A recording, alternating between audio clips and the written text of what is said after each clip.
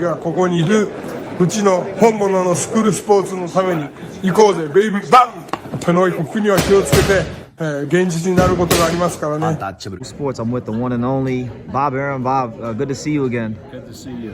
Yes, big fight week. I know you've always spoken highly of the monster, and you always get a little more juiced up for Naoya Inoue fights. What do you feel makes him such a special fighter, Bob?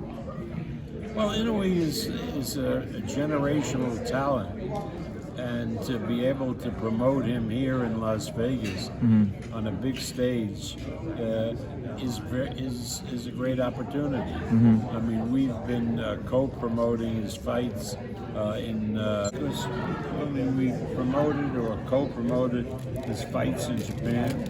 The only time we had him in the United States was during the pandemic when he couldn't fight in Japan, and of course there was no audience, so it wasn't like a real promotion. And this is our opportunity to showcase Inoue, and we have great relationship with him with Ohashi, with Honda, so it's been a very good trip. Okay. Over the years, I've heard you call a couple guys, generational talents like Lomachenko and Crawford, and now you're saying Inoue. What separates him from those guys? Because I know at one point in time you were very high on those guys as well. Well, I still, again, remember they're athletes, and so athletes get old. I mean, they can't perform or usually can't perform when they're nearing 40, Correct. and they could when they were mid-20s. So that being said, Lomachenko was an enormous talent. Certainly Crawford was an enormous talent. And I think Inoue is just...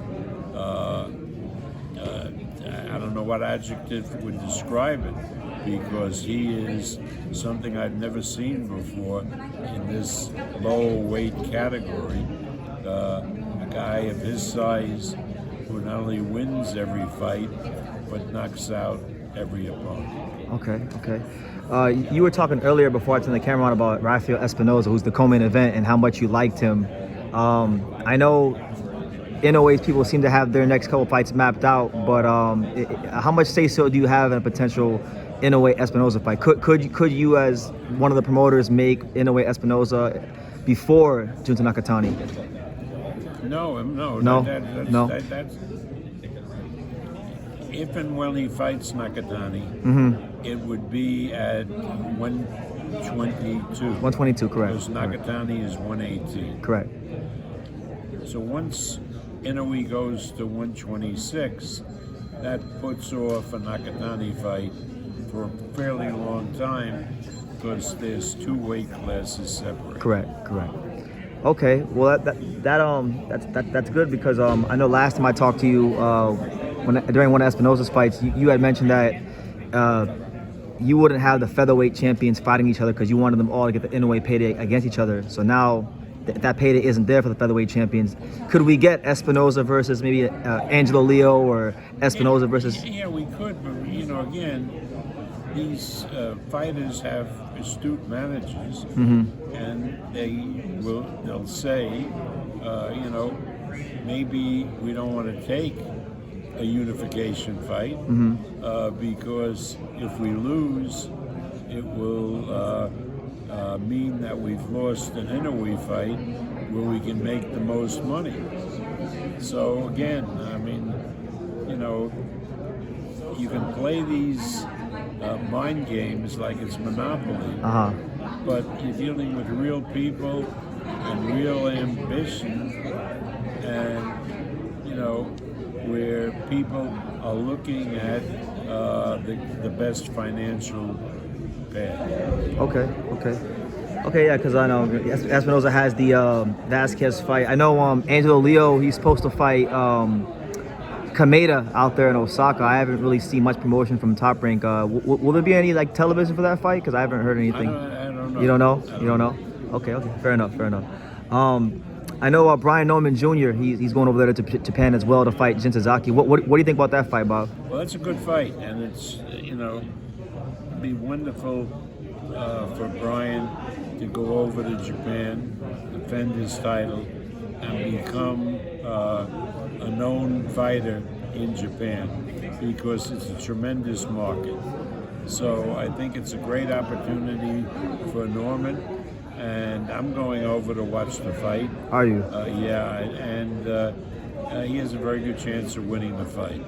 Okay, yeah, it's going to be a real explosive fight. I feel like the styles will mesh very well. Sasaki and Norman, they're both very aggressive. Yeah, it should be a really fun fight. Okay. Jaron Ennis is the #1 welterweight in the division. A lot of people are, a little frustrated that the fight's not happening right now between him and Norman.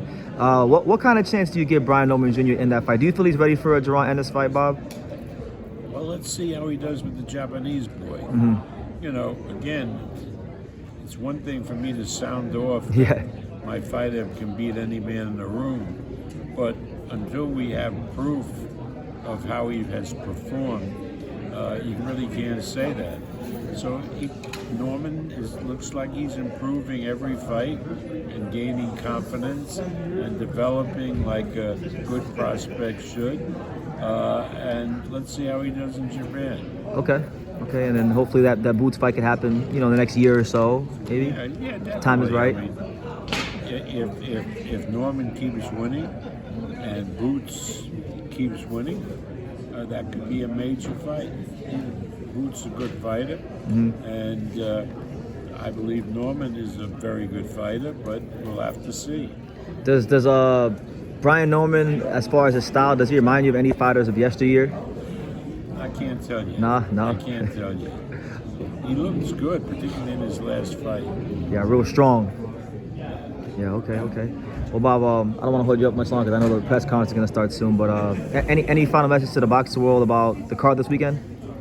I think it's a good card. I think the Espinoza fight is could be a very interesting fight. Inoue is always worth the price of admission,